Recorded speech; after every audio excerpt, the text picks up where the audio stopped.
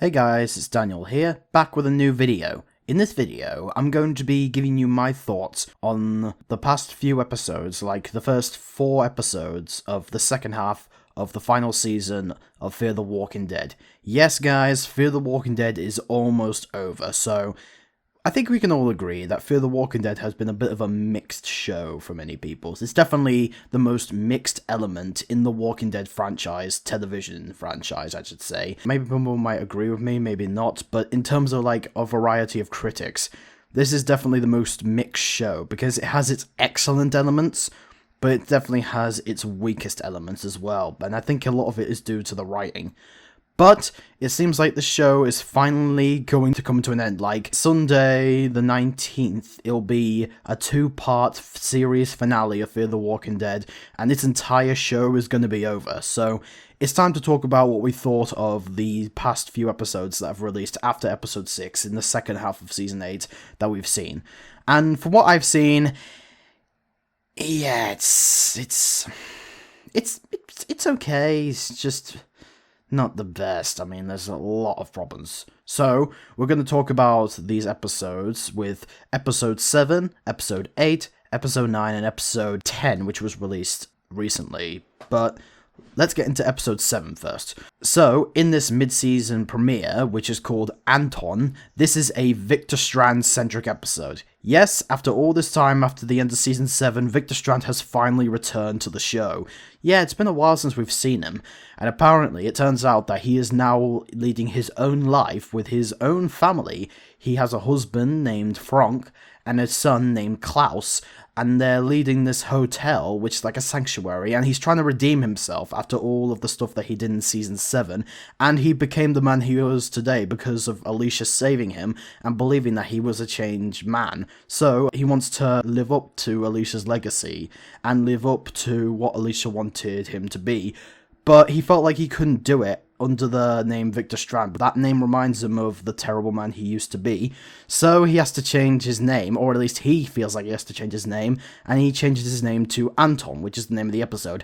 And yeah, this is definitely one of the weakest Victor Strand storylines. I mean, I do like how he's trying to become a changed man, because I do buy he's trying to become a changed man, but also, I mean, one, it's going to be hard to change because of the horribleness he did in season 7, and B, I felt like he could have just kept his name, Victor Strand, and just become a better person, not become like a totally different person by changing his name, because all he does throughout the episode, for the most part, is like, I'm not Victor Strand, I am Anton. I don't know who you are. I'm speaking German. I don't know who you are, but I'm not Victor Strand. I'm not Victor Strand. And okay, Coleman Domingo, I think he's fantastic a lot of the times in the show. You've discussed him. He's one of my favorite characters, but this episode, I felt like it was a little... It's hard to tell, but I just felt like this storyline was getting a little annoying, especially when Madison shows up, because yes, after all these years, or at least not too long, because, you know, I've just recently watched the show, like, 2 years ago, but after all this time, in the decades that they last saw each other, we finally have a reunion between Victor Strand and Madison Clark. And okay, I will say, the scene where Victor and Madison hug, that's really satisfying to watch, because, you know, that's one of the OG duos in the first 3 seasons of Fear. But then they ruin it 2 seconds later when Victor's family comes into the room and he tries to pretend he's not Victor Strand, and he's like, my name is Anton, I don't know who this woman is, and then Madison gets really annoyed and wondering why he's doing this, and honestly, while I'm not the biggest fan of Madison this season, I'll get to her later, but in this scene, I'm completely on her side. Like, I don't know what Victor is trying to do, and it gets even worse, because then these men show up, they're trying to hunt down Madison, and Victor allows them to enter the hotel so that they can get Madison. What? I really wasn't fond of that, because, I mean, yes, he would be a terrible person, we've seen that many times, but if he's a changed man, and he knew Madison, and he even made a deal with the Proctors in season 3 to spare Madison's life, I don't think this is what Victor would do with Madison. It just seemed a bit out of character. But Madison escapes the hotel, and Klaus, Victor's son, wants to help because he wants to be different than his father, but he still loves his father, which honestly, I did like the bond between Victor and his family. I like that Victor has a new family now. But honestly, just the arguments between Victor and Madison in that episode were getting very grating. I mean, this is supposed to be our reunion, and this is supposed to be an epic moment, and there's just a lot of annoyance to it. But these men are trying to hunt them down, and Victor grabs his sword from Season 7, and he's not telling his family the truth, although his family know that if he is lying, they'll still care for him no matter what, because, family. But anyway, Victor and Madison hide in this, library, and they try to hide against these walkers and fight off against them, and this is another scene I didn't mind in the episode, because Victor was talking about how he wants to live up to what Alicia wanted him to be, and he tried to help people, but A, they wouldn't let him, and B, the ones he was trying to help turned into the walkers, so... Okay, I'll address the elephant in the room in this one. Apparently, it's been confirmed that characters like Sarah, Wendell, Father Jacob, and Emil's twin brother, Josiah, apparently it's confirmed that they died off screen, so... Yeah, it kind of a waste to those characters, because apparently Mo Collins, the actress who played Sarah, didn't get a call back for this season, so... Okay, I'm not the biggest fan of Sarah, and I know there's a lot of Sarah haters over here, so maybe that's why they didn't call her back, because her character is not publicity, but she's still one of the main characters from, Season 4 to Season 7, because she was, in the first season of, the Morgan era of Fear the Walking Dead, so I think she and Wendell definitely deserved, a proper send-off. It just feels a little disrespectful to those characters, especially Wendell, because I loved Wendell more than Sarah. I thought Wendell was a really good character, although not the greatest. But anyway... Madison forgives Victor for doing what he's doing because she is trying to lead a different life now that she's leading Padre after she was a collector, and now Morgan's gone, which, honestly, we'll get to that in a minute. They help each other out, but the men catch them, and now let's address the biggest elephant in the room with what we've been hearing. We officially get the leader of the men being revealed to be the one and only character we all expected to come back, and he's officially come back to Fear the Walking Dead, Troy Otto. So yeah, I was very hesitant when I heard he was coming back. Now, okay, if you guys aren't familiar with the character of Troy, I'll just say real briefly, he is the soldier character from Season 3 who was the son of the leader of the ranch that the Clarks came across, and then he was banished by Madison off the ranch, and he led the horde to the ranch, and Madison bashed him in the head with a hammer at the dam. Well, apparently, now it turns out that apparently he somehow survived that bash to the hammer and the dam destroy, and he's now trying to get revenge on Madison. Now, Daniel Sharman returning as Troy, I think he's a fantastic as the character, but I feel like his return is both kind of a pro and a con. It's a pro because he's definitely a way better villain than Shrike from last half of the season, which just wasn't the biggest fan of Shrike or her brother. And it's a returning character, and I like Troy in Season 3, and I think he's good. Not as good as Season 3, but still good in this season. But it's also a con because this was never planned. Okay, it was never planned, and you cannot tell me it was, because the only reason why Troy is here right now is because he was a fan favorite, and they know that if they gave us a OG Fear the Walking Dead character, they'll get more views, and they're trying to fix what Dave Erickson already broke. And honestly, while I feel like Troy could have lasted longer, I still felt like it was realistic with his death, and also... why didn't you bring back Proctor John from Season 3? Because they never confirmed if he died, and he was a good villain as well. So why didn't they bring this, and instead of just reusing a villain from a previous season, just to redeem themselves for not giving us the best show? Honestly, I think Daniel Sharman is good as Troy, and he's good from what we've seen him in this season so far, but in the end of the day, in terms of logic, they should have never done this. But anyway, I think Troy's return is cool. I like that he has references to Season 3, and he threatens Victor if Madison doesn't give up Padre's location because he wants to take Padre for him and get revenge on Madison for taking the ranch away. But all the people from Padre help them out, and this is when we get a very odd kind of decision. Apparently, Troy, quote-unquote, killed Alicia because he has her bone hand from Season 7, and now Madison wants revenge on them because she thinks it's true, which we, the audience, we honestly don't think that's true. So yeah, Episode 7, it's okay, just there's a lot of stuff with Victor that I wasn't particularly fond of. But episode 8, on the other hand, really liked that episode. That is the episode that the writing is definitely at its strongest, because that episode, which is called Iron Tiger, actually had some logic behind it and had genuine emotions behind it. So, Victor, Madison, and Daniel, which Daniel's back, by the way, which I really like, and I liked him in this season, they are trying to find a way to stop Troy, and this is when we get the return of Luciana, who is shocked that Madison's alive, and I like how Madison's like, yeah, I get that a lot lately. That was funny. And Luciana is leading her own people, and because she's the leader, she wants to care for her people, so unfortunately she's not going to be able to help Madison take down Troy, because this is not her fight, and honestly, I can see where she's coming from, because why is Madison dragging a lot of people into her fight? This is her problem. But I guess a lot of people, they do care about her, but they haven't seen her in a while. It's hard to say. But we not only get the return of Luciana, we also have the return of Charlie. This is definitely the strongest element of this episode. How they handled Charlie's character, because Charlie reveals to Madison that she was responsible for killing Nick Clark.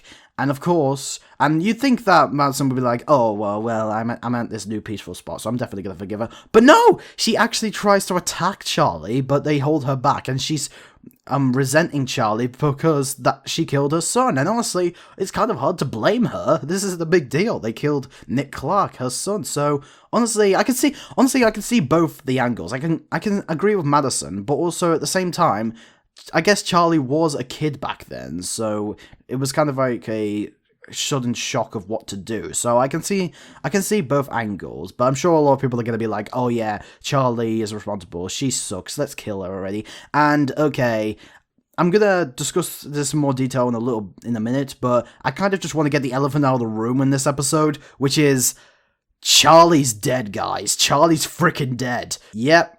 After all these years, they killed the girl who killed Nick. And once again, they killed another little girl who killed the best character on Fear the Walking Dead. First it was Dakota, who got killed by Teddy's nukes after what she did to John Dory, and now it's Charlie, but also it's kind of sad because Daniel loses another daughter, because first it was Ophelia, now it's Charlie, but we'll discuss that in a minute. But yeah, I'm sure a lot of people are going to be happy now that Charlie is dead, but it was kind of sad. Charlie is being captured by Troy because Madison, thinking it's revenge for what she did to Nick, she sends Charlie into Troy's location to try to kill him, but he catches her and holds her hostage. And this is when we get some really good references to season 3, because Troy and Nick were kind of hanging out a little bit. I mean, Troy did humiliate Nick a few times because Nick was being kept in that metal thing, and he just mocks him out on the outside. But I guess there was kind of a little bit of a broship there, so I like that Troy mentions that. And Madison shows up to help Charlie, and this is when we get her death. And honestly, this is definitely the strongest element of the episode, because I actually liked her death, because she feels like she's going to be responsible for another place that Madison built going to destruction because of what happened with the vultures and all that, and Mel. And Charlie thinks that if Troy doesn't have anything to trade, which is Charlie, then they won't be able to find Padre. So feeling brave enough, like a brave girl, she sacrifices herself. She shoots herself right in the chin and through the skull, and Charlie's dead now. Which, again, love that, and I love Daniel's response to it, because Daniel is angry at Madison because he's like, no, you sent Charlie into some place where she died. There's something fundamentally wrong with you, Madison. That is the second time someone died like a daughter to me because of you. You might say that Troy is responsible for Ophelia's death, which Daniel wants to get revenge on Troy for, but at the same time, Madison did banish Troy from the ranch, and that increased him and advantaged him to lead the herd to the ranch. So in a way, Madison did kind of start it a little bit, but I guess if Troy wasn't acting like such a douche, it wouldn't have him. But again, I loved Charlie's death, and honestly, I do kind of feel bad that she's gone, because yes, she killed Nick, but at the same time, she did do a good job at trying to redeem herself, so Rest in peace to Charlie. But then we get another kind of random thing, because apparently Troy has a daughter now, because this girl named Tracy is Troy's daughter, and she goes missing, and now Madison is just going off on her own, which is just kind of weird. And then we get an important episode, which honestly turned out to be another mixed episode. Sanctuary, which is a Dwight and Sherry episode. Well, more Dwight-centric episode. Because yes, after all these years, we get a good reunion with Dwight and the Sanctuary, which, honestly, for the most part, I think they did a decent job at recreating the Sanctuary. I mean, the outside is kind of incorrect, because there's more buildings on the outside surrounding the Sanctuary. I don't know if this is because they're in the back of the Sanctuary or the front, but if this is the front, I don't remember there being so many buildings at the front, but the inside was fantastic. I like how Dwight comes across the furnace, which Negan burned his face on, and I loved the fact that Jeffrey Dean Morgan had archive footage in this episode. I mean, yes, it's the same lines, but I guess you could say that Negan is officially on Fear now. And Daryl too, because there's archive footage of Daryl banishing Dwight at the end of Season 8 of The Walking Dead. And I like how Dwight was like thinking that, oh, you should have killed me, Daryl. You should have killed me when you had the chance. And I gotta say, it isn't as much as I thought it would be, but I will say that Austin Melio, I feel like he's definitely giving a lot in this episode. He gave a fantastic performance. But this episode didn't turn out as good as I thought. I mean, I love the Sanctuary flashbacks to like Season 7 and Season 8 of the main show, but as soon as Sherry, June, and Dove show up, everything falls downhill a bit. Because we're basically watching Dwight and Sherry argue throughout the episode, which has just started to grate on my nerves. Especially annoying how Sherry doesn't want Dwight to die, but she locks him in his room? I mean, what? Why the hell would you do that? I don't understand. What is that supposed to prove? What, you think you're saying he's a bad boy and he deserves to be punished? You're grounded, go to your room, I'm locking you in your room? What? June, I also feel like is a bit of a mixed character, because I get what she's going through, but Dove is shot by these men who are now running the Sanctuary, who are trying to hunt down Dwight, because Dwight threw one of them in the furnace, which I like that Season 7 reference to the main show of Negan throwing the Doctor into the furnace. But June, thinking that she's caused enough damage to, like, her daughter and that guy's daughter from episode 2, and what happened with Finch, that she doesn't want to take the bullet out. And I'm like, what? I mean, I get what you're going through, but I mean, I'm sure a bullet might be harmless. I don't know what it is. Again, I know what she's going through. She's okay, but she doesn't really do that much. Dove, on the other hand, holy crumbs, I could not stand her in this episode. She's constantly complaining, oh, I don't want you to take the bullet out. You're so rubbish. I can't believe that you're in charge now. You're gonna ruin everything. I liked how Padre was being like a psychotic place for children to be kidnapped, even though it was kind of messed up and all that. You're still bad. Ah! And I'm just like, oh my god, why didn't they just kill her at the end of episode 6? I felt like they should have just gotten rid of her off the show. I mean, Dove, man, I really could not stand this character at all. She is honestly one of the weakest characters in Fear the Walking Dead, and the entire franchise. I think she might be even more annoying than some of the kids in World Beyond. How is that even possible? But, I mean, and she then gets the brilliant idea to try to take the bullet out herself, even though it could cost her life, which, honestly, I feel like she should have done that in the first place, because then she'll be killed off and then she'd get off the show. But still, like, I could not stand this character at all. Why didn't they just get rid of her? Just, oh my god, aggravating as hell. But anyway, we do get to see the Sanctuary fall, because I guess it's a very old building, so it kind of rotted, and so it fell. I know people might be confused by that, but I liked it. I thought it was good, and I guess the Sanctuary's now gone, which, honestly, kind of sad, but I think it had a decent end. But this episode, it was okay. I like the Sanctuary references, and Austin Emilio is definitely giving a lot as this episode's version of Dwight. I thought he was fantastic. But the female characters and Dove, there's still writing that's just very stupid. But honestly, this episode is nothing, because then we get episode 10. Keeping her alive. Well, I don't know, you didn't keep her alive. Like, well, I don't know, you never revealed anything in the episode, because this episode is supposed to be the episode where we get answers about Alicia. Like, where is she? Is she still alive? But nothing. We get Absolutely nothing. What do we get instead? A lot of stupid decisions from every character. Well, not every character, but almost every character. Because apparently at the end of episode 9, Strand for some reason gets the random idea to try to kidnap Troy's daughter, even though it could be a risk to getting Padre destroyed, but I guess he's doing it anyway. But I get he's trying to do the right thing, but I just feel like he could have tried to do the right thing a better way. And then June shows up and actually holds Strand hostage and try to return Troy's daughter to him.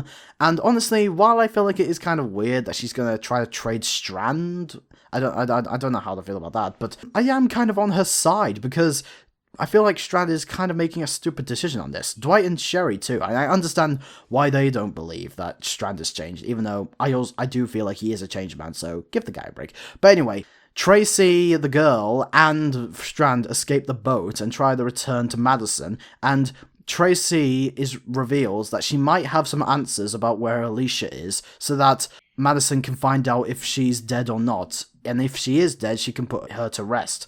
Like, even many times when you she tries to get away, but you stopped her, you're still gonna let her come along. Like you should not believe that she has answers about Alicia, and it's just very weird. And then Luciana and Daniel show up, and Luciana's like, "What are you doing? You can't keep the girl here, you're putting my people at risk." Well, I don't know, you seem to be coming to her. Like, why are you coming to her? What the hell are you doing here? If you don't want your people to be at risk, don't go to Madison. Just stay away, go back to your whatever sanctuary you're at, and then just leave it alone. But no, she just comes in, and now she's putting herself at risk. Like, what?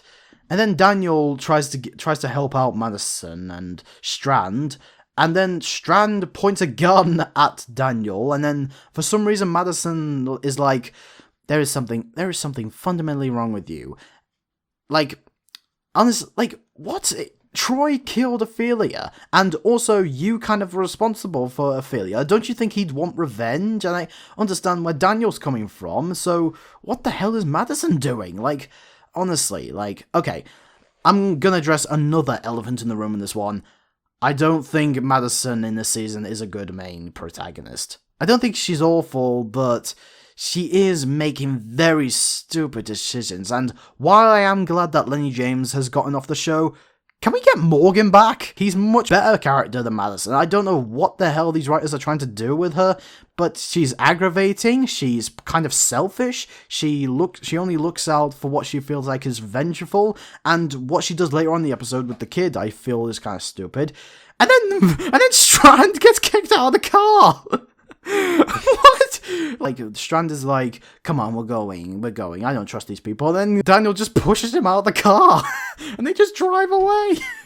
Oh my god, that's funny. But then it gets even weirder, because Victor is fighting these walkers, and for some reason he's like walking around, not fighting them, pretending to fight them, because he has his fist like that, and he's like rolling them around in circles, like he's at some sort of boxing match or something. What? Was that in the script, or was that Coleman Domingo improvising? I don't know what it is, but it's just so weird and yet so funny at the same time. But then he comes across these women who apparently, that message that Alicia sent at the end of season 7 to come to the tower to build a sanctuary, apparently it worked, because those are the same people that tried to get into the tower, but Strand wouldn't let them, or at least that one girl that Strand talks to. But honestly, with these new characters, like, this is like the third to last episode of the series, and you're now introducing new characters. Like, we're not going to be able to learn much about them, so there's no point in introducing new characters in, like, the final 3 episodes. But anyway, that's a story for another day. But they come across this walker herd that are being trapped in ice, which I will say, the ice location definitely looks very good. This is definitely one of the best seasons of Fear the Walking Dead in terms of visuals. Like, not the seasons, but the visuals I think is some of the best that they've ever done. But then the episode goes to crap again, because then they reveal that the walker that they were trying to find isn't Alicia. It's Tracy's mother, and apparently, I guess this is it. Many people might not know where this woman came from, but here's a theory that I have.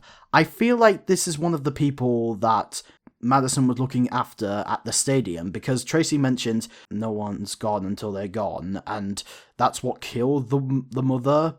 So either it was some other location and that meaning just got involved, or she was one of the women at the stadium, which, are they trying to make some connections to these shows? Because, yeah, it's just not good.